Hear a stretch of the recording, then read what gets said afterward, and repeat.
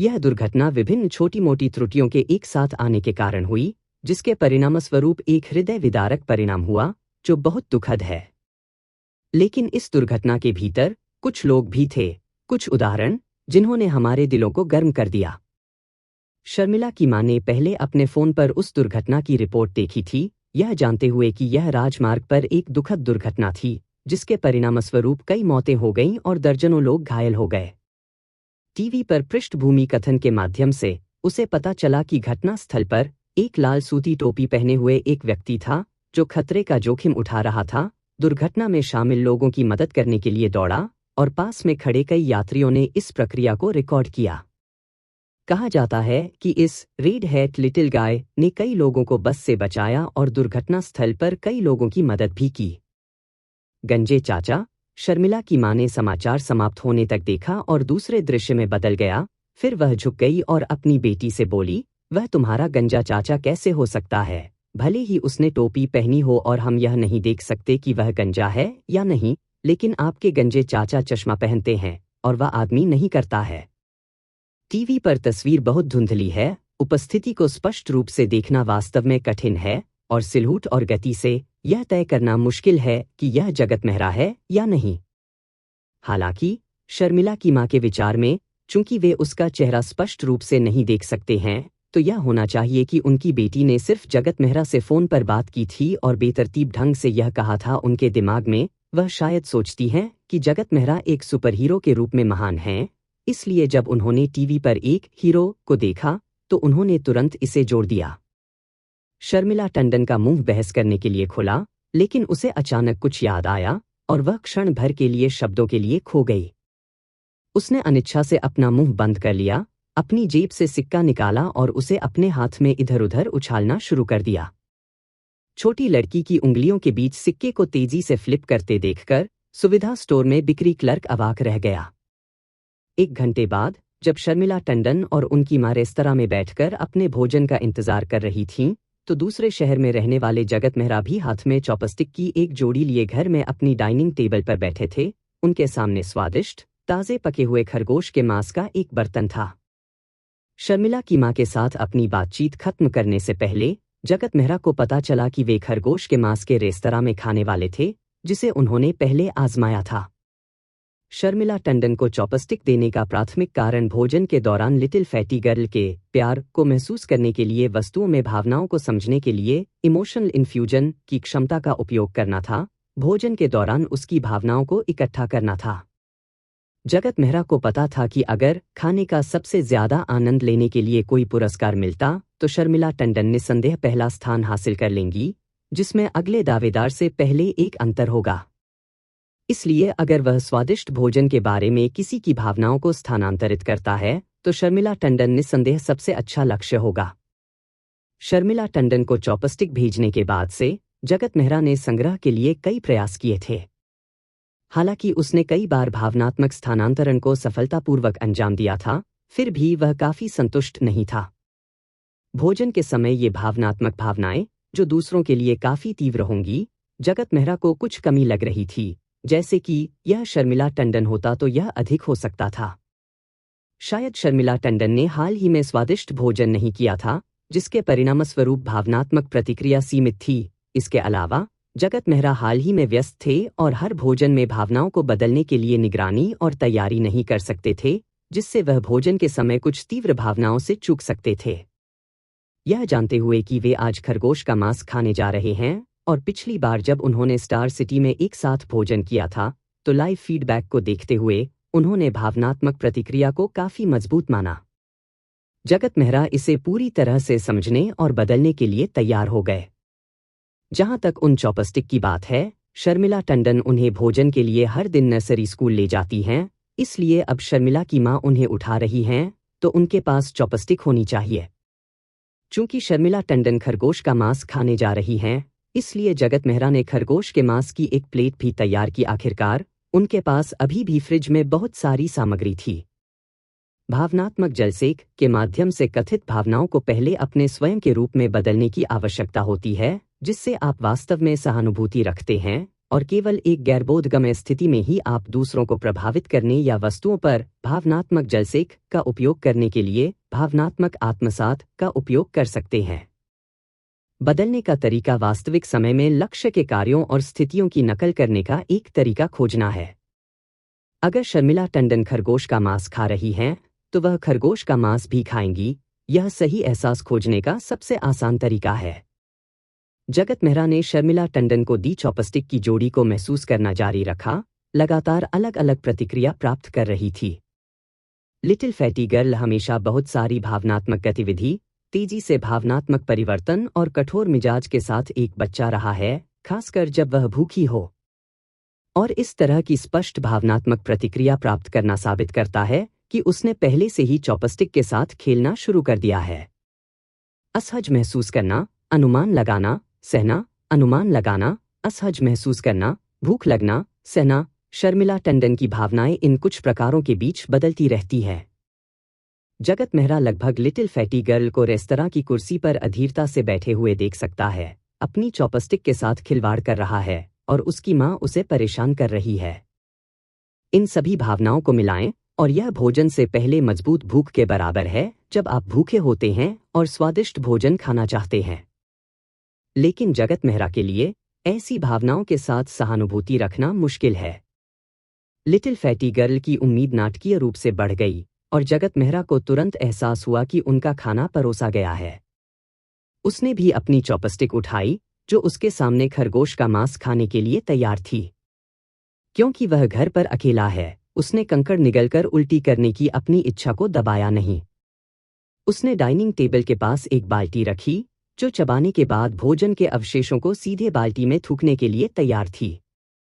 बेशक, अगर वह भावना में बहुत डूब जाता है और भोजन निगल जाता है, तो वह सीधे उसे उल्टी कर सकता है। इससे कोई फर्क नहीं पड़ता कि वह गलती से मेज पर उल्टी करता है, क्योंकि इसे देखने के लिए कोई आसपास नहीं है। लिटिल फैटी गर्ल की भावनाएं बेहद उच्च प्रत्याशा से संतुष्टि और आनंद की थोड़ी सी भावना में चली गईं। यह दर्शाता है कि उसने खाना शुरू कर दिया था। पिछले अनुभव के आधार पर संतुष्टि की यह भावना बढ़ती रहनी चाहिए, उसके बाद खुशी की भावनाएं होनी चाहिए। यदि भोजन पर्याप्त स्वादिष्ट है, तो आगे भावनात्मक प्रतिक्रिया होनी चाहिए। जगत मेहरा ने अपनी आंखें बंद कर लीं, अपने मुंह में खरगोश का मांस चबाते हुए लिटिल फैटी गर्ल की भावनाओं को महसूस करते हुए विभिन्न स्वादों का स्वाद लिया और उन स्वादों को भावनाओं के साथ सहसंबंधित किया। इस बार भावनाओं की प्रतिक्रिया उन मजबूत प्रतिक्रियाओं में से एक थी जिन्हें जगत मेहरा ने भोजन के समय महसूस किया था। शर्मिला टंडन के लिए उन्होंने जो कॉग्निटिव मॉडल बनाया था, उसके आधार पर शर्मिला टंडन को चॉकलेट आइसक्रीम या चॉकलेट मफिन खाने से ही मजबूत फीडबैक मिलेगा। दुर्भाग्य से, आइसक्रीम और मफिन खाने के लिए चॉपस्टिक का उपयोग नहीं किया जाता है और जगत मेहरा निकट भविष्य में उसके लिए खाना नहीं बना पाएंगे। जैसे ही जगत मेहरा ने लिटिल फैटी गर्ल की भावनाओं को चबाया और महसूस किया, उसने स्वाद का स्वाद लेना शुरू कर दिया। परिवर्तन सुचारू रूप से चल रहा था। लेकिन फिर लिटिल फैटी गर्ल की संतुष्टि अचानक प्रतिकर्षण, फिर निराशा में बदल गई। जगत मेहरा ने चबाना बंद कर दिया, कुछ हैरान होकर। भावनाओं में इतना बड़ा बदलाव क्यों? उन्होंने पहले भी उस रेस्तरां में खाना खाया था, और जबकि यह शर्मिला टंडन के स्वाद के अनुरूप उनके व्यंजन से मेल नहीं खाता था, आखिरकार रेस्तरां को लागत, समय दक्षता और स्वाद पर विचार करना था। यह स्वीकार्य था, और शर्मिला टंडन पिछली बार इसका आनंद ले रही थीं। या क्या माँ और बेटी ने इस बार कोशिश करने के लिए एक अलग खरगोश पकवान का आदेश दिया, और इसका स्वाद पिछले वाले से बहुत कम था? जगत मेहरा की धारणा के अनुसार शर्मिला टंडन की भावनाएं लगातार बदल रही थीं, प्रतिकर्षण, निराशा, संघर्ष, लाचारी तक। जगत मेहरा ने स्वाभाविक रूप से चबाना बंद कर दिया, भोजन के अवशेषों को अपनी बाल्टी में थूक दिया। लेकिन चॉपस्टिक की जोड़ी के बारे में उनकी धारणा नहीं रुकी। वह रात के खाने के दौरान छोटी शर्मिला टंडन की भावनात्मक यात्रा के बारे में उत्सुक थे। ऐसा लगता है कि उसने कुछ अप्रिय भोजन मारा। तो अगला, लिटिल फैटी गर्ल की भावनाएं क्रोध और असंतोष में बदल जाएंगी। क्या वह नखरे करना शुरू कर देगी? हालांकि जगत मेहरा के लिए अप्रत्याशित रूप से असहायता की भावना लंबे समय तक बनी रही और धीरे धीरे बेचैनी में बदल गई। असुविधा की भावना एक व्यक्ति से दूसरे व्यक्ति और स्थिति से स्थिति में भिन्न होती है। भूख, बीमारी और दर्द की परेशानी सभी अलग अलग होती हैं। शर्मिला टंडन की भावनाओं को महसूस करते हुए पिछले अनुभवों पर भरोसा करते हुए जगत मेहरा ने मोटे तौर पर उनकी परेशानी के स्रोत का अनुमान लगाया। ऐसा लग रहा था कि उन्होंने अधिक खा लिया है। तो क्या हो रहा था? भले ही उसे लगा कि व्यंजन स्वादिष्ट नहीं थे और उसके स्वाद के लिए नहीं थे, फिर भी उसने ओवरटेक किया। शर्मिला टंडन की भावनाएं एक वयस्क की तुलना में समझना वास्तव में कठिन है। घर पर रात का खाना खत्म करने के बाद जगत मेहरा सुरेंद्र बंसल से मिलने के लिए एक विश्वविद्यालय के पास एक कैफे में कैब लेने के लिए बाहर गए। पिछले महीने वे एक दर्जी की दुकान में एक दूसरे से मिले और उस शाम रात के खाने और पेय पर बातचीत की। बाद में सुरेंद्र बंसल ने जगत मेहरा के मार्गदर्शन के अनुसार अभ्यास करना शुरू कर दिया और व्हाट्सएप पर उनके साथ परामर्श और बातचीत करते रहे। जगत मेहरा ने सुरेंद्र बंसल के विवरण और प्रतिक्रिया के आधार पर उनके लिए बनाए गए अवलोकन और तर्क प्रशिक्षण मॉडल को लगातार समायोजित किया ताकि उनका और मार्गदर्शन किया जा सके। बातचीत की इस प्रक्रिया के माध्यम से जगत मेहरा ने पाया कि यांग एक पत्रकारिता प्रमुख थे और हाई स्कूल के बाद से क्लिप संपादित कर रहे थे। कॉलेज में उन्होंने और उनकी प्रेमिका ने इंस्टाग्राम पर एक फिल्म समीक्षा कार्यक्रम शुरू किया। उन्होंने क्लिप में हेरफेर किया और स्क्रिप्ट लिखी जबकि उनकी प्रेमिका ने वॉइस ओवर किया। उन्होंने केवल कुछ महीने पहले ही शुरुआत की थी, इसलिए उनके अभी तक बहुत अधिक अनुयायी नहीं हैं। लेकिन प्रत्येक एपिसोड के लिए व्यू काउंट लगातार बढ़ रहा है। उन्होंने कुछ व्यावहारिक व्लॉग भी बनाए जिन्हें अच्छी प्रतिक्रियाएं मिली। जगत मेहरा ने पहले बनाए गए वीडियो देखे थे और वास्तव में उनकी गुणवत्ता और अच्छी तरह से तैयार की गई स्क्रिप्ट से प्रभावित थे। इससे उसके अंदर एक विचार जगा। उन्होंने उनसे कहा कि वे मेघा के परिवार को उनके खाली समय में मेग्जारा प्ले रैबिट के लिए वीडियो और अन्य संबंधित प्रचार सामग्री बनाने में मदद करें। सर्दियों की छुट्टियां बस आने ही वाली थीं, इसलिए उन्होंने उन्हें एकता नगर टाउन में यात्रा के लिए आमंत्रित करने की योजना बनाई।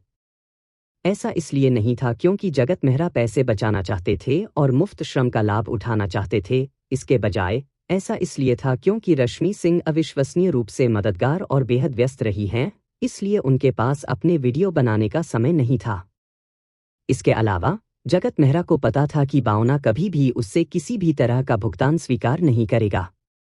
इसलिए जगत मेहरा एक भरोसेमंद और सक्षम सहायक खोजने पर विचार कर रहे थे। सुरेंद्र बंसल के मामले में वह निश्चित रूप से अंशकालिक वेतन से इनकार नहीं करेंगे। जगत मेहरा के लिए उनकी प्रशंसा को देखते हुए वह जगत मेहरा के विभिन्न विचारों और रणनीतियों को समझने और लागू करने के लिए अधिक इच्छुक होंगे। इसलिए सुरेंद्र बंसल के साथ अपनी बातचीत में जगत मेहरा ने एक सकारात्मक छवि पेश करने के लिए एक अतिरिक्त प्रयास किया और उन्हें विस्तृत प्रशिक्षण योजना विकसित करने में मदद की ताकि उनके प्रशिक्षण से त्वरित और प्रभावी परिणाम और मजबूत सकारात्मक प्रतिक्रिया मिल सके। उन्होंने उस दिन 2 कारणों से एक कैफे में मिलने का फैसला किया। सुरेंद्र बंसल जगत मेहरा को उनकी प्रशिक्षण प्रगति के बारे में अपडेट करना चाहते थे और जगत मेहरा उन्हें मेग्जारा प्ले रैबिट के लिए अगले कुछ वीडियो के लिए अपनी अवधारणाओं का एक संक्षिप्त अवलोकन देना चाहते थे। इसके अलावा वे प्रासंगिक परिचालन रणनीतियों पर भी चर्चा करना चाहते थे। जब जगत मेहरा कैफे में पहुंचे तो सुरेंद्र बंसल और उनकी गर्लफ्रेंड विवान कुछ देर से इंतजार कर रहे थे। ऐसा इसलिए नहीं था क्योंकि जगत मेहरा को देर हो गई थी, इसके बजाय युवा जोड़े ने अपना रात का खाना खत्म कर लिया था और बस उसका इंतजार करने के लिए जल्दी पहुंच गए थे। भाई मेहरा, जगत मेहरा को देखते ही सुरेंद्र बंसल और विवान तुरंत खड़े हो गए, मुस्कुराते हुए उनका अभिवादन किया। यह स्पष्ट था कि दोनों युवा व्यक्ति जगत मेहरा का बहुत सम्मान करते थे और उनका बहुत सम्मान करते थे। वे उन्हें लगभग अपने आदर्श और गुरु के रूप में मानते थे। जगत मेहरा ने उन्हें बैठने और अपने खाते पर खड़े न होने का इशारा किया। भाई मेहरा, हमने आपके लिए एक अमेरिकनो ऑर्डर किया है। मुझे याद है कि आप उस रात इसे पी रहे थे, सुरेंद्र बंसल ने कहा। जगत मेहरा ने उन्हें धन्यवाद दिया और उनकी सराहना की। ऐसा लगता है कि आपने पहले अच्छा ध्यान दिया था। उसने कॉफी का कप उठाया, एक घूंट लेने का नाटक किया और फिर सीधे पूछा, आपके पीछे कितने लोग बैठे हैं? और पुरुष और महिलाएं कितने हैं? इस अचानक सवाल ने उनमें से किसी को भी आश्चर्यचकित नहीं किया। वे अक्सर इस तरह के खेल एक साथ खेलते थे। 6 लोग हैं, 4 महिलाएं और 2 पुरुष, सुरेंद्र बंसल ने तुरंत जवाब दिया। विवान ने एक पल के लिए सोचा, फिर कहा, दोनों पुरुषों ने चश्मा पहना हुआ है। महिलाओं में से एक ने स्कर्ट पहनी हुई है। जगत मेहरा ने सिर हिलाया, आप दोनों पुष्टि करते हैं। जोड़े ने जांच करने के लिए पीछे मुड़कर देखा और एक बार जब उन्होंने पुष्टि की कि वे सही थे, तो उन्होंने एक दूसरे को हाई फाइव किया। अब आपकी बारी, जगत मेहरा ने कहा। सुरेंद्र बंसल फुसफुसाए, क्या हम कुछ पूछ सकते हैं? अगर हम कुछ बहुत चुनौतीपूर्ण पूछते हैं, तो आप मुझे नहीं पीटेंगे, है ना? चिंता मत करो, जगत मेहरा ने उसे आश्वस्त किया। इसलिए सुरेंद्र बंसल और विवन के बीच एक संक्षिप्त चर्चा के बाद उन्होंने पूछा, इस कैफे के बगल में रेस्तरां का नाम क्या है? खुशी ब्यूटी, जगत मेहरा ने तेजी से जवाब दिया। उनके साइन पर सूचीबद्ध फोन नंबर क्या है? सुरेंद्र बंसल ने फिर पूछा। जगत मेहरा ने तुरंत एक नंबर सुनाया। सुरेंद्र बंसल और विवान ने खिड़की से बाहर पड़ोस के रेस्टोरेंट के संकेत को आश्चर्य से देखा। साइन पर खुशी ब्यूटी नाम के नीचे जो फोन नंबर लिखा है, वह वही नंबर था जिसे जगत मेहरा ने अभी पढ़ा था। भाई मेहरा, क्या आपने जानबूझकर अंदर जाने से पहले अगले दरवाजे के रेस्तरां का नाम और साइन पर सूचीबद्ध नंबर याद कर लिया था? सुरेंद्र बंसल ने अविश्वसनीय रूप से पूछा। नहीं, मैंने नहीं किया, जगत मेहरा ने अपने बगल की कांच की खिड़की की ओर इशारा किया। मैंने इसे प्रतिबिंब से देखा। रात के दौरान कांच की खिड़की आंशिक रूप से एक तरह का दर्पण बन गई थी, जिसे सुरेंद्र बंसल और विवान ने अपनी स्थिति से नहीं देखा था। सुरेंद्र बंसल और विवान ने अवाक नजर से देखा, फिर कहा, ठीक है, हम सवाल बदल देंगे। भाई मेहरा, जब आप अभी अभी कॉफी शॉप में आए, तो क्या आपने देखा कि प्रवेश द्वार पर एक चिन्ह था? इसमें अंतिम तिथियों के साथ दुकान वर्तमान में चल रही प्रचार भी थी। जगत मेहरा ने जवाब दिया, प्रमोशन $500 को टॉप अप करने और अतिरिक्त $300 प्राप्त करने, $1000 को टॉप अप करने और अतिरिक्त $700 प्राप्त करने के बारे में था। प्रमोशन 15 जनवरी को समाप्त हो रहा है। सुरेंद्र बंसल की आंखें आश्चर्य से चौड़ी हो गईं। यह प्रभावशाली है, भाई मेहरा। आपको वह सब याद है? मुझे याद है, जब आप दरवाजे से गुजरे थे, तो आप एक पल भी नहीं रुके। इस बिंदु पर कैफे वेट्रेस उनके द्वारा ऑर्डर किए गए एपेटाइजर लेकर आई। उसके जाने के बाद सुरेंद्र बंसल ने पूछा, भाई मेहरा, उस वेट्रेस के बैज पर नंबर क्या था जो अभी अभी हमारे भोजन को लेकर आई थी? 005, जगत मेहरा ने तुरंत जवाब दिया। मैंने हार मान ली, सुरेंद्र बंसल ने सिर हिलाते हुए सदमे में कहा। उन्होंने आसपास के वातावरण को ध्यान से देखा था और ऐसी कोई परावर्तक सतह नहीं थी जो जगत मेहरा को यह देखने की अनुमति दे सके कि कैफे के प्रवेश द्वार पर चिन्ह पर क्या था। इसके अलावा जब वेट्रेस अपना खाना लेकर आई, तो जगत मेहरा बिल्कुल भी ऊपर नहीं देखा। विवान ने उत्सुकता से पूछा, भाई मेहरा, आप जहां भी जाते हैं, क्या आप हर विवरण को देखते हैं? क्या यह थकाऊ नहीं है? जगत मेहरा ने जवाब दिया, बिल्कुल नहीं। लेकिन मुझे पता था कि मैं आज आपके साथ यह खेल खेलूंगा। पिछले कुछ दिनों में व्हाट्सएप पर हमारी बातचीत के आधार पर मुझे पता था कि सुरेंद्र बंसल विशेष रूप से वास्तविकता में मूर्त प्रतीकों को देखने के लिए उत्सुक हैं, जैसे कि संख्याएं, टेक्स्ट आदि, और इन्हें याद रखने में सबसे कठिन मानते हैं। इसलिए मैंने भविष्यवाणी की थी कि अगर वह कोई प्रश्न पूछता है, तो यह उसी तर्ज पर कुछ होगा। इस प्रकार जब मैं कैफे में गया, तो मैंने जानबूझकर इन प्रतीकों को याद किया। विवान ने अपने प्रेमी की ओर देखा और कहा, यह बहुत सच है। आप हमेशा मूर्त प्रतीकों के विशेष रूप से शौकीन रहे हैं और हमेशा इसी तरह के प्रश्न पूछना पसंद करते हैं। विचार करने पर सुरेंद्र बंसल ने महसूस किया कि वह वास्तव में वैसा ही था जैसा कि जगत मेहरा ने बताया था। जगत मेहरा ने आगे कहा, यह वही है जो मैंने पहले उल्लेख किया था, अवलोकन करना अंत का एक साधन है। लोगों का ध्यान सीमित होता है, इसलिए अलग अलग उद्देश्यों के लिए अवलोकन में अलग अलग ध्यान देने की आवश्यकता होती है। लचीले बने और एक जैसे न रहें। कभी कभी हम लोगों को समझने के लिए वस्तुओं का निरीक्षण करते हैं, दूसरी बार हम वस्तुओं को समझने के लिए लोगों का निरीक्षण करते हैं, और कभी कभी हम घटनाओं को कम करने के लिए लोगों और वस्तुओं दोनों का निरीक्षण करते हैं। उद्देश्य क्या है, इसके आधार पर फोकस अलग अलग होगा। मैं समझता हूं यह वैसा ही है जैसा आपने मुझे पहले बताया था। विवान के मूड को समझने के लिए मुझे केवल उसके चेहरे के भाव, लहजे और हरकतों पर ही निर्भर रहने की जरूरत नहीं है। मैं अगले दिन उसके कपड़ों, मेकअप और उपस्थिति से भी इसका विश्लेषण कर सकता हूं, सुरेंद्र बंसल ने एक एहसास के साथ कहा। विवान भी विचारशील लग रहा था। जगत मेहरा ने अपना कॉफी कप उठाया और प्रतीकात्मक रूप से एक घूंट लिया, जिसमें आपको सोचने के लिए कुछ समय मिल रहा है का रूप प्रदर्शित किया गया। वास्तव में, चाहे वह अगले दरवाजे के रेस्तरां के संकेत पर फोन नंबर और नाम हो, कैफे के प्रवेश द्वार पर विज्ञापन चिन्ह पर सामग्री हो, या वेट्रेस का बैज नंबर, उन्होंने इन सभी को अंधाधुंध याद कर लिया था। इसके अलावा उन्होंने विभिन्न संज्ञानात्मक मॉडलों के आधार पर बहुत अधिक जानकारी रिकॉर्ड की थी, जिसमें कई गंध, ध्वनियां और अन्य प्रतिक्रिया जानकारी शामिल थीं, जिनके बारे में सुरेंद्र बंसल और विवान को पता नहीं था। हालांकि वह समझ गए कि सुरेंद्र बंसल के लिए बनाया गया ऑब्जर्वेशन और रीजनिंग मॉडल सामान्य मानवीय क्षमताओं पर आधारित था। इसलिए पेश की गई प्रत्येक अवधारणा को इस तरह से समझाने की आवश्यकता थी कि वे समझ सकें और पूरा कर सकें। अभी उन्होंने उनसे जो अभ्यास करवाया था, वे सरल थे और शायद उनका अधिक व्यावहारिक उपयोग नहीं हो सकता था। हालांकि वे बहुत सारी सकारात्मक प्रतिक्रिया प्रदान करेंगे, जो उन्हें अधिक जटिल और व्यवस्थित प्रशिक्षण को जारी रखने और स्वीकार करने के लिए प्रेरित करेगा। सुरेंद्र बंसल और विवान ने अपने अनुभवों के आधार पर अपनी टिप्पणियों और विश्लेषणों को साझा किया, फिर जगत मेहरा ने उन्हें समझाया और उनका विश्लेषण किया। उन्होंने उनके अध्ययन के लिए कुछ पुस्तकों की सिफारिश की और समय बीत गया। दोनों कॉलेज के छात्र अपनी कक्षाओं की तुलना में जगत मेहरा के साथ संवाद करते समय अधिक ध्यान केंद्रित कर रहे थे। वे ध्यान से सुनते थे, एक शब्द भी याद नहीं करना चाहते थे। जगत मेहरा ने देर रात तक सुरेंद्र बंसल के साथ बातचीत की और बातचीत को सार्थक पाया। चाहे वह उसका मार्गदर्शन कर रहा हो, उसकी अवलोकन और तर्क क्षमताओं के लिए एक प्रशिक्षण योजना तैयार कर रहा हो, या वीडियो शूट करने के साथ साथ मिगजारा प्ले रैबिट के लिए परिचालन रणनीतियों के बारे में विस्तार से बता रहा हो, सुरेंद्र बंसल ने अवधारणाओं को समझने और समझने में तेजी दिखाई।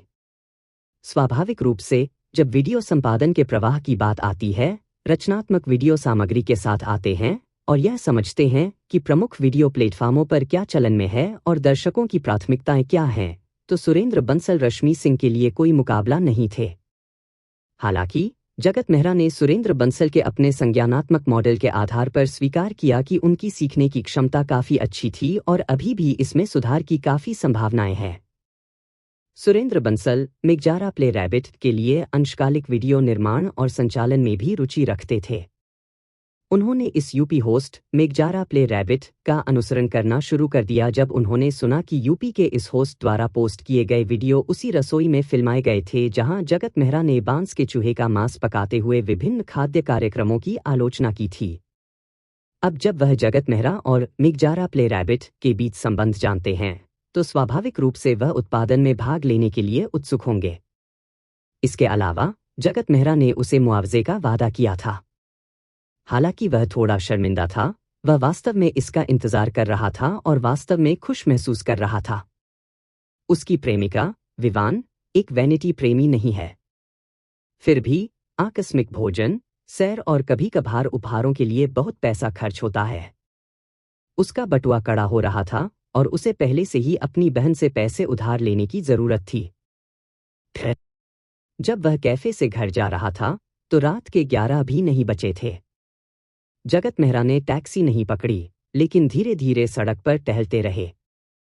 जब से जगत मेहरा ने अपने अंतिम रक्त पीने की अवधि के कारण विद्युत और चुंबकीय क्षेत्रों की यह नई प्रत्यक्ष धारणा प्राप्त की, तब से वह इसका उपयोग अक्सर कर रहे हैं।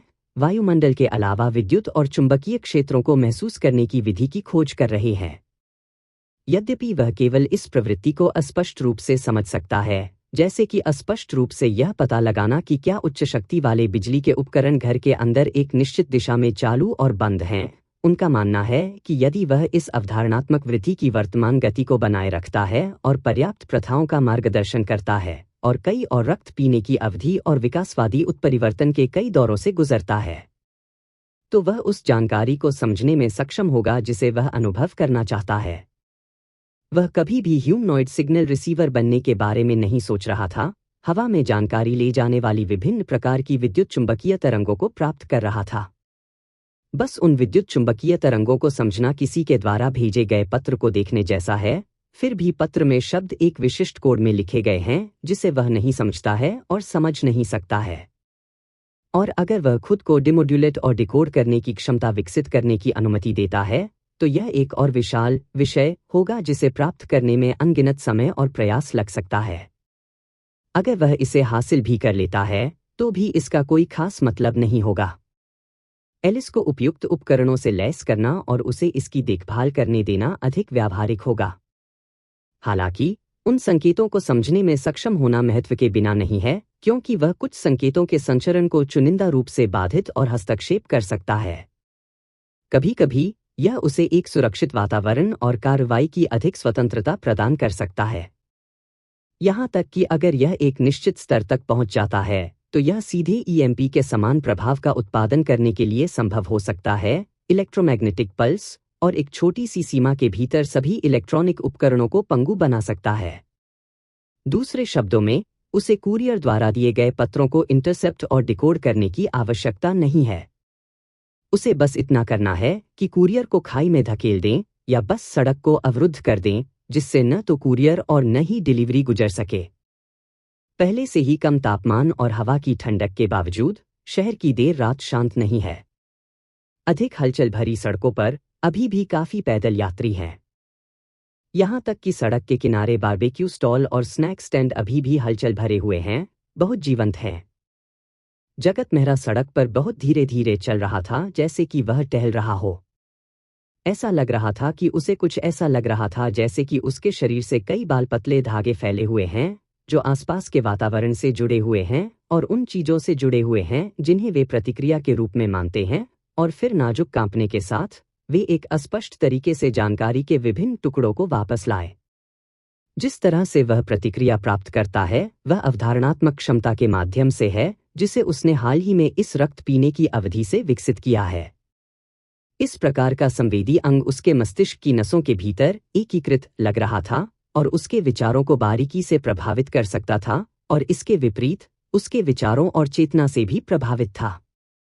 जैसे कि उसने अभी अभी एक समस्या के समाधान पर प्रहार किया था जिसने उसे लंबे समय तक हैरान कर दिया था। जगत मेहरा ने तेजी से अपना ध्यान केंद्रित किया और यहाँ तक कि धीरे धीरे अपनी अन्य संवेदी क्षमताओं को बाहर करना और स्क्रीन करना शुरू कर दिया। अचानक वह अब कोई आवाज नहीं सुन सकता था, कोई दृश्य नहीं देख सकता था, कुछ भी सूंघ नहीं सकता था, नहीं स्पर्श की भावना को महसूस कर सकता था। ऐसा लग रहा था कि उसकी चेतना ने उसके शरीर को पूरी तरह से छोड़ दिया है और हवा में मंडरा रहा है। लेकिन वह पूरी तरह से अपनी इंद्रियों के लिए एक नींव के बिना नहीं था, अभी भी एक विशेष संवेदी क्षमता थी और उसका शरीर भी इस धारणा का एक हिस्सा बन गया था। वह अपने आसपास के वातावरण को महसूस करने के लिए अनगिनत टेंटिकल्स या संवेदी उपांगों का उपयोग करके पानी में तैरने वाले प्राणी की तरह महसूस करता था। सबसे पहले ऐसा लग रहा था जैसे वह समुद्र की गहराई में तैर रहा हो, अपने चारों ओर बदलती धाराओं को महसूस कर रहा हो। फिर पूरा महासागर नदियों में बदल गया, जिसके भीतर वह अपनी इच्छानुसार तैर सकता था। फिर ये नदियां झीलों में बदल गईं। उन्होंने महसूस किया कि उनके आसपास के परिवर्तन उनकी चेतना से निकटता से संबंधित थे, लेकिन ये परिवर्तन उनकी चेतना द्वारा निर्देशित नहीं थे, बल्कि पर्यावरण की स्थिति जिन्हें उनकी चेतना के रूप में माना जाता था। ये सभी अवस्थाएं वास्तविक समय में मौजूद थीं, लेकिन वह एक ही समय में सभी अवस्थाओं को नहीं देख सकता था। चक्कर आने के एक पल को महसूस करते हुए जगत मेहरा शरीर से बाहर, स्थिति से बाहर निकल गया, अपनी दृष्टि, श्रवण, गंध, स्पर्श की इंद्रियों पर नियंत्रण हासिल कर लिया। उसने देखा कि वह सड़क के किनारे चुपचाप खड़ा था, उस क्षण को याद कर रहा था जब उसने अपनी दृश्य, श्रवण और अन्य संवेदी क्षमताओं और चेतना को शरीर से बाहर खो दिया था। उस पल में वह इस स्थिति तक चला गया था। वह अपनी चेतना और उसके शरीर के बीच संक्षिप्त वियोग के कारण नीचे नहीं गिरा था और उसका शरीर अभी भी सामान्य स्थिति में था। जगत मेहरा ने उस समय पर नजर डाली, फिर याद किया कि आखिरी बार उसने अपने फोन को देखा था और सड़क पर चलने में बिताए गए समय की गणना की, जिससे यह अनुमान लगाया गया कि यह क्षणिक शरीर से बाहर अनुभव शायद 1 मिनट से अधिक नहीं रहा। उसके आसपास की नज़र से कोई भी उस पर कोई ध्यान नहीं दे रहा था, कोई भी उसे देखने के लिए नहीं रुका, और न ही दूर खाद्य स्टॉलों और दुकानों के ग्राहकों ने उस पर अपनी आंखें डालीं, जो इंगित करता था कि उसने खुद अभी कोई स्पष्ट रूप से असामान्य व्यवहार प्रदर्शित नहीं किया था। जगत मेहरा ने भावहीन होकर चलना जारी रखा। लगभग 10 मिनट बाद वह एक लॉन के बाहर बेंच पर बैठ गया और अपनी आंखें बंद कर लीं, धारणा की उस विशेष स्थिति में फिर से प्रवेश करने की तैयारी कर रहा था। इससे पहले, जब वह पूरी तरह से विद्युत और चुंबकीय क्षेत्रों को समझने पर ध्यान केंद्रित कर रहा था, तो उसकी अन्य संवेदी क्षमताएं, जैसे दृष्टि और श्रवण, अचानक कट गईं, जिससे ऐसा महसूस हुआ जैसे उसकी चेतना और शरीर पूरी तरह से अलग हो गए थे। लेकिन वह समझ गया कि उसकी संवेदी क्षमताओं को पूरी तरह से बाहर नहीं रखा गया था। एक और संवेदी क्षमता थी जो उसकी अनुभूति का समर्थन करती थी, बस विद्युत क्षेत्र की धारणा क्षमता जो उसने इस रक्त पीने की अवधि के उत्परिवर्तन के बाद ही प्राप्त की थी। तो क्या उस अवस्था में उन्होंने विद्युत और चुंबकीय क्षेत्रों में परिवर्तन को महसूस किया? क्या यह सिर्फ इतना था कि उस अत्यधिक संवेदनशील मोड में प्रवेश करने के लिए और सुनने, सूंघने और देखने जैसी संवेदी क्षमताओं के साथ संघर्ष और हस्तक्षेप के कारण वह अस्थायी रूप से इन इंद्रियों को बाहर कर देगा, जिससे ऐसा महसूस होता है जैसे कि उसने अचानक अपने शरीर की भावना और नियंत्रण खो दिया है और उसकी आत्मा ने उसके शरीर को छोड़ दिया है? उस अवस्था को छोड़ते समय चक्कर आने के लिए यह शायद मस्तिष्क की आत्मरक्षा का तरीका था, जब यह एक बार में उच्च भार को संभाल नहीं सकता था। इस पर विचार करते हुए जगत मेहरा ने एक बार फिर अपने द्वारा पहले उठाए गए कदमों का पालन करना शुरू कर दिया और उस विशेष संवेदी मोड में प्रवेश किया जहां उन्होंने अन्य इंद्रियों को सील और बहिष्कृत कर दिया। इस बार उस विशेष संवेदी अवस्था में जगत मेहरा ने अपने वातावरण में होने वाले बदलावों के बारे में बारीकियों पर अधिक ध्यान दिया और उन्हें एक निश्चित रूप में रखा। उन्होंने इस विशेष संवेदी अवस्था में प्रवेश करने से पहले पारंपरिक इंद्रिय सूचना और अवलोकन मोड जैसे आसपास के वातावरण की अवरक्त थर्मोग्राफिक इमेजिंग के माध्यम से स्थापित संज्ञानात्मक मॉडल की तुलना करना शुरू कर दिया। 2 संज्ञानात्मक मॉडलों की तुलना के तहत जगत मेहरा इस बात की पुष्टि कर सकता है कि इस विशेष संवेदी अवस्था में प्रवेश करने के बाद उसने जो महसूस किया वह अभी भी आसपास का वातावरण था। हालांकि उन्होंने पर्यावरण को एक और विशेष तरीके से देखा। क्या यह विद्युत क्षेत्र था? चुंबकीय क्षेत्र? विद्युत चुंबकीय तरंगे? वह जानता था कि पूर्ण शून्य से ऊपर कोई भी पदार्थ विद्युत चुंबकीय तरंगों को विकीर्ण करेगा। क्या उसने जो देखा था वह विभिन्न तरंगों से बना एक संवेदी दुनिया थी? इस बार जगत मेहरा सक्रिय रूप से उस संवेदी अवस्था से बाहर निकल गया, इससे पहले कि उसके मस्तिष्क को चक्कर आ जाए। वह अपने आसपास के वातावरण को देखता रहा। लगभग 10 मिनट के बाद उसने अपना फोन निकाला, वीडियो रिकॉर्डिंग मोड पर स्विच किया, कैमरा बाहर रखा और उस विशेष संवेदी स्थिति में फिर से प्रवेश करने के लिए अपनी आंखें बंद कर लीं। कई दर्जनों सेकंड के बाद उसने खुद को विशेष संवेदी अवस्था से निकालने के बाद रिकॉर्डिंग बंद करने के लिए अपना फोन उठाया। फिर उसने इसे वापस चलाना शुरू कर दिया, फोन द्वारा रिकॉर्ड की गई ध्वनि को ध्यान से सुना और फोन द्वारा रिकॉर्ड किए गए वीडियो को देखा। इसकी तुलना उन पर्यावरणीय परिवर्तनों से की जो उन्होंने विशेष संवेदी अवस्था में अनुभव किए थे। उन्होंने महसूस किया कि उस विशेष अवस्था में उन्होंने जो कुछ पर्यावरणीय परिवर्तन महसूस किए वे वास्तव में हवा में ध्वनि के दोलन और प्रसार थे। कुछ बदलाव सड़क पर चलने वाले लोगों या कारों के कारण थे। 1 घंटे से अधिक समय तक लॉन के बाहर एक बेंच पर बैठने के बाद जगत मेहरा बार बार उस संवेदी अवस्था में प्रवेश करता और बाहर निकल जाता था। उन्होंने एक ही परिवेश को माना और अलग अलग परिवर्तनों की तुलना की, सांख्यिकीय रूप से उन्हें समेकित किया और एक संज्ञानात्मक मॉडल स्थापित किया जो 2 संवेदी अवस्थाओं के बीच अनुवाद करता था। जगत मेहरा का मानना था कि अब कुछ समय बाद अपने मस्तिष्क की तर्क क्षमता का उपयोग करके वह मूल रूप से कुछ कानूनों को संक्षेप में भी प्रस्तुत कर सकते हैं और समझ सकते हैं कि जब उन्होंने उस विशेष संवेदी अवस्था में प्रवेश किया तो उन्होंने क्या महसूस किया और यह जान सकते हैं कि वह कहाँ थे। कल एक और खून पीने का दौर होगा, इसलिए जगत मेहरा आज रात घर नहीं गए। इसके बजाय उन्होंने उस विशेष संवेदी स्थिति का अभ्यास करने के लिए लगातार वातावरण को बदल दिया। उन्होंने आशा व्यक्त की कि पर्याप्त मार्गदर्शन, प्रशिक्षण और इस संवेदी क्षमता का कुछ हद तक विकास इस रक्त पीने की अवधि के बाद हो सकता है। बेशक वर्तमान जगत मेहरा म्यूटेशन के ठीक बाद सड़क पर अपने विचित्र व्यवहार को निगरानी कैमरों द्वारा फिर से कैप्चर करने की अनुमति नहीं देगा। इंफ्रारेड थर्मोग्राफिक विजन मोड और अन्य संवेदी मोड की मदद से वह हमेशा दूर से पुष्टि करने में सक्षम था कि निगरानी उपकरण कहाँ था और प्रभावी रूप से इससे बच गया। सुबह करीब 4 बजे जब जगत मेहरा फिर से विशेष संवेदी अवस्था में प्रवेश किया तो अचानक उसे पता चला कि उसने कुछ दूर के अस्तित्वों के साथ संपर्क स्थापित कर लिया है। इसलिए एक विचार के साथ ऐसा लग रहा था कि उसने एक चैनल के माध्यम से एक फास्ट ट्रैक रेलकार ली है और खुद को दूर के स्थानों पर फेंक दिया है जिससे वह जुड़ा हुआ था। एक पल में जगत मेहरा को एहसास हुआ कि उसने किस चीज के साथ संपर्क स्थापित किया था। अब वह जो समझ रहा था वह यह था कि खरगोश की लकड़ी की नक्काशी जो अभी भी किनलिंग निर्जन क्षेत्र में थी, जिसे दिव्य प्रौद्योगिकी से संदिग्ध लोगों द्वारा बाहर ले जाया जा रहा था। उसने पाया कि वह आसपास की स्थितियों को समझ सकता है। ऐसा लग रहा था कि लकड़ी की नक्काशी किसी चीज से भरी हुई है, लेकिन उसकी धारणा इससे अलग नहीं थी। वह अभी भी 15 या 20 मीटर बाहर की ओर अपनी पहुंच बढ़ा सकता था। आसपास के वातावरण में सूक्ष्म परिवर्तनों से उन्होंने गिना कि कम से कम 17 लोग और बहुत सारे इलेक्ट्रॉनिक उपकरण थे।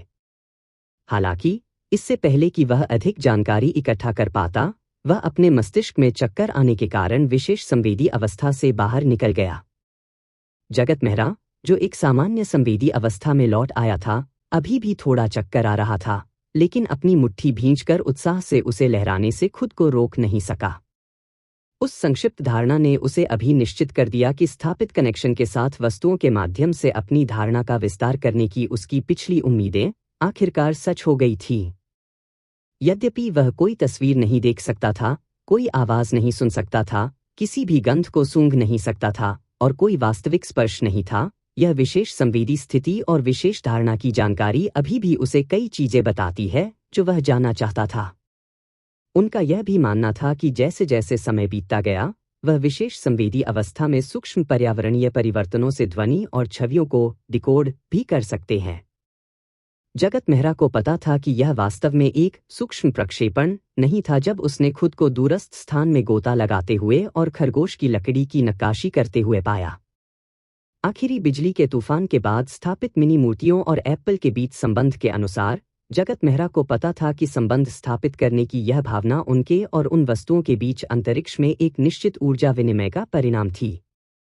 उस विशेष संवेदी अवस्था में आसपास की वस्तुओं के बारे में उसकी धारणा भी उस ऊर्जा के माध्यम से थी। वह ऊर्जा उसके अनगिनत जाल के रूप में फैल रही थी और यह महसूस कर रही थी कि उसके आसपास क्या था। हालांकि इस धारणा की सीमा अनंत नहीं थी। यदि वह उन वस्तुओं को उधार नहीं लेता है जिन्होंने एक विशेष संबंध स्थापित किया था, तो उसकी अवधारणात्मक सीमा लगभग 50 से 60 मीटर होगी। यदि यह केवल आसपास के वातावरण को देखने के लिए होता, तो यह दृश्य, घ्राण, श्रवण इंद्रियों आदि के संयोजन के माध्यम से उसके निर्णय से ज्यादा मजबूत नहीं हो सकता था। लेकिन उन वस्तुओं के साथ संयोजन के रूप में जिन्होंने एक विशेष संबंध स्थापित किया था, यह असीमित रूप से अपनी अवधारणात्मक सीमा का विस्तार करने के बराबर था और वह बहुत सारी जानकारी में झांक सकता था जिसे सामान्य इंद्रियों के माध्यम से प्राप्त नहीं किया जा सकता था। सूर्योदय के बाद तक जगत मेहरा घर नहीं लौटा। उस रात लक्षित प्रशिक्षण, यहाँ तक कि उसके लिए भी काफी थका देने वाला था। यह थकान शारीरिक नहीं बल्कि मनोवैज्ञानिक थी। बार बार मस्तिष्क को सीमा तक खींचने से आत्मसुरक्षा शुरू हो जाती है, यहाँ तक कि कभी कभी प्रतिक्रिया में विलंबता और सामान्य संवेदी अवस्था में मस्तिष्क फ्रीज की भावना पैदा होती है। जब उसे उम्मीद थी तो उसे भूख लग गई, इसलिए जगत मेहरा खून पीकर सो गया। 11 जनवरी, शनिवार, सुबह 6:40 बजे जगत मेहरा बिस्तर से उठकर बैठ गया। यह पुष्टि करने के बाद कि उनकी नींद का समय सामान्य सीमा के भीतर था, जगत मेहरा ने तुरंत उस सुपर सेंसरी स्टेट में प्रवेश करने की कोशिश की। उस विशेष संवेदी अवस्था के लिए उनका नाम